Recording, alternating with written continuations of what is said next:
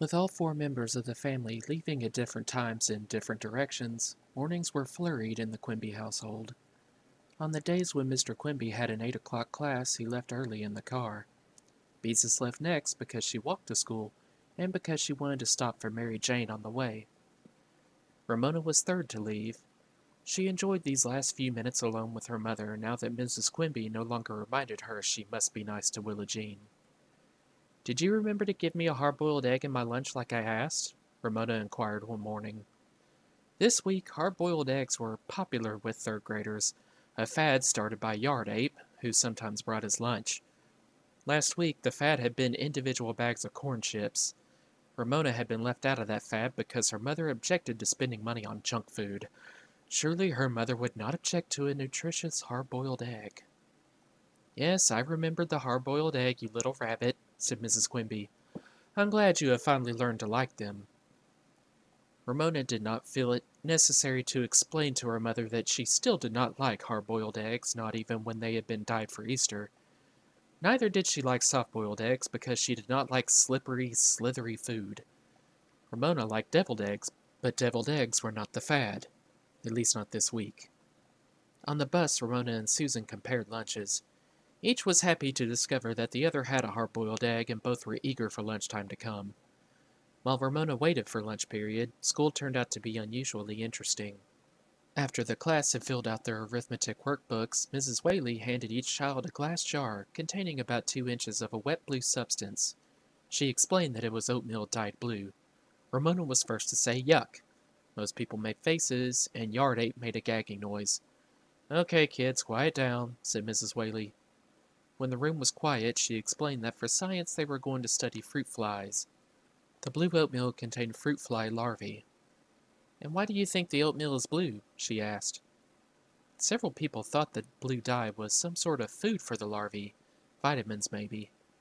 Marcia suggested the oatmeal was dyed blue so the children wouldn't think it was good to eat. Everyone laughed at this guess. Who would ever think cold oatmeal was good to eat? Yard Ape came up with the right answer. The oatmeal was dyed blue so the larvae could be seen. And so they could. Little white specks. As the class bent over their desks making labels for their jars, Ramona wrote her name on her slip of paper and added H8, which she always wrote after her signature. Then she drew tiny fruit flies around it before she pasted the label on her very own jar of blue oatmeal and fruit fly larvae. Now she had a jar of pets. "That's a really neat label, Ramona," said Mrs. Whaley. Ramona understood that her teacher did not mean tidy when she said neat, but extra good. Ramona decided she liked Mrs. Whaley after all. The morning was so satisfactory that it passed quickly. When lunchtime came, Ramona collected her lunchbox and went off to the cafeteria where, after waiting in line for her milk, she sat at a table with Sarah, Janet, Marcia, and other third-grade girls. She opened her lunchbox, and there, tucked in a paper napkin, snug between her sandwich and an orange, was her hard-boiled egg, smooth and perfect, the right size to fit her hand. Because Ramona wanted to save the best for the last, she ate the center of her sandwich, tuna fish, and poked a hole in her orange so she could suck out the juice. Third graders did not peel their oranges. At last it was time for the egg. There were a number of ways of cracking eggs. The most popular, and the real reason for bringing an egg to school, was knocking the egg against one's head. There were 2 ways of doing so, by a lot of timid little raps or by one big whack. Sarah was a rapper. Ramona, like Yard Ape, was a whacker. She took a firm hold on her egg, waited until everyone at her table was watching, and whack! She found herself with a handful of crumbled shell and something cool and slimy running down her face. Now you have to eat 2 eggs. Come on, Marcia. You go next. I don't whack. I tap.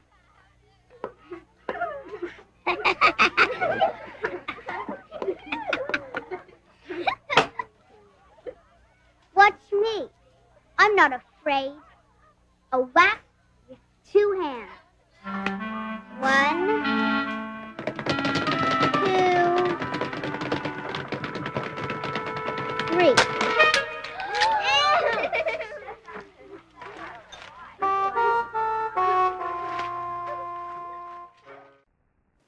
Everyone at Ramona's table gasped. Ramona needed a moment to realize what had happened. Her egg was raw. Her mother had not boiled her egg at all. She tried to brush the yellow yolk and slithery white out of her hair and away from her face, but she only succeeded in making her hands eggy. Her eyes filled with tears of anger, which she tried to brush away with her wrists. The gaffs at her table turned into giggles. From another table, Ramona caught a glimpse of Yard Ape grinning at her. Marcia, a tall girl who always tried to be motherly, said, "It's all right, Ramona. I'll take you to the bathroom and help you wash off the egg." Ramona was not one bit grateful. "You go away," she said, ashamed of being so rude. She did not want this third-grade girl treating her like a baby. The teacher who was supervising lunch period came over to see what the commotion was about. Ramona gathered up all the paper napkins from the lunch boxes at the table and handed them to the teacher, who tried to sup up the egg. Unfortunately, the napkins did not absorb egg very well. Instead, they smeared yolk and white around in Ramona's hair. Her face felt stiff as egg white began to dry. "Take her to the office," the teacher said to Marcia. "Mrs. Larson will help her." "Come on, Ramona," said Marcia, as if Ramona were in kindergarten. She put her hand on Ramona's shoulder because Ramona's hands were too achy to touch. Ramona jerked away. "I can go by myself." With that reply, she ran out of the cafeteria. She was so angry she was able to ignore the giggles and the few sympathetic looks of the other children. Ramona was mad at herself for following a fad. She was furious with Yard Ape for grinning at her. Most of all, she was angry with her mother for not boiling the egg in the first place. By the time she reached the office, Ramona's face felt as stiff as a mask. Ramona almost ran into the principal, which would have upset her even more. He was someone Ramona always tried to avoid ever since Beezus had told her that the way to remember how to spell the kind of principal who was the principal of a school was to remember that the word ended in P-A-L, not P-L-E, because the principal was her pal. Ramona did not want the principal to be her pal. She wanted him to mind his own business, aloof and important, in his office. Mr. Whitman must have felt the same way because he stepped, almost jumped, quickly aside. Mrs. Larkin, the school secretary, took one look at Ramona, sprang from her desk, and said, "Well, you need a little help, don't you?" Ramona nodded, grateful to Mrs. Larson for behaving as if eggy third graders walked into her office every day. The secretary led her into a tiny room equipped with a cot, wash basin, and toilet that adjoined the office. "Well, let's see," said Mrs. Larson. "How shall we go about this? I guess the best way is to go wash your hands, then dunk your head. You've heard of egg shampoos, haven't you? They're supposed to be wonderful for the hair." "Yow!" yelped Ramona when she dipped her head into the wash basin. "The water's cold." "It's probably a good thing we don't have warmer water," said Mrs. Larson. "You wouldn't want to cook the egg in your hair, would you?" She rubbed and Ramona snuffled. She rinsed and Ramona sniffed. Finally, Mrs. Larson said, "That's the best I can do," and handed Ramona a wad of paper towels. "Dry yourself off the best you can," she said. "You can wash your hair when you get home." Ramona accepted the towels. As she sat on the cot, rubbing and blotting and seething in humiliation and anger, she listened to sounds from the office, the click of the typewriter, the ring of the telephone, Mrs. Larson's voice answering. Ramona began to calm down and feel a little better. Maybe Mrs. Kemp would let her wash her hair after school. She could let Willa Jean pretend to be working in a beauty shop and not say anything about her sustained silent reading.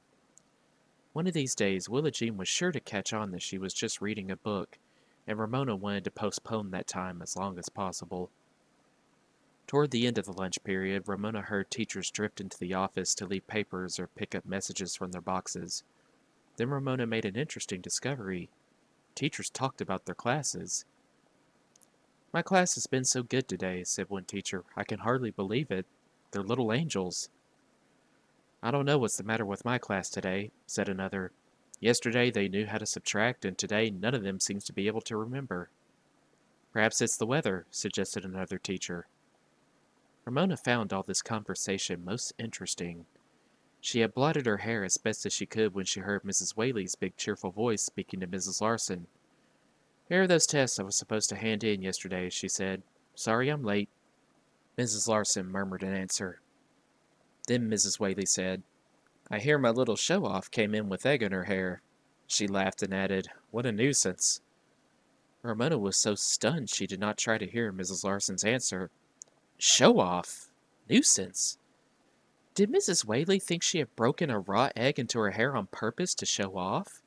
And to be called a nuisance by her teacher when she was not one? Or was she? Ramona did not mean to break an egg in her hair. Her mother was to blame. Did this accident make her a nuisance? Ramona did not see why Mrs. Whaley could think she was a nuisance when Mrs. Whaley was not the one to get her hands all eggy. Yet Ramona had heard her say right out loud that she was a show-off and a nuisance. That hurt. Really hurt. Ramona sat as still as she could with the damp paper towels in her hands. She did not want to risk even the softest noise by throwing them into the wastebasket. Lunch period came to an end, and still she sat. Her body felt numb, and so did her heart. She could never, never face Mrs. Whaley again. Never. Mrs. Larson's typewriter clicked cheerfully away. Ramona was forgotten, which was the way she wanted it. She even wanted to forget herself and her horrible hair, now drying into stiff spikes. She no longer felt like a real person. The next voice Ramona heard was that of Yard Ape. "Mrs. Larson," he said, as if he had been running in the hall. "Mrs. Whaley said to tell you Ramona didn't come back after lunch?" The typing stopped. "Oh my goodness," said Mrs. Larson as she appeared in the doorway. "Why, Ramona, are you still here?" How was Ramona supposed to answer? "Run along back to class with Danny," said the secretary. "I'm sorry, I forgot all about you." "Do I have to?" asked Ramona. "Of course," said Mrs. Larson. "Your hair is almost dry. You don't want to miss class." Ramona did want to miss class. Forever.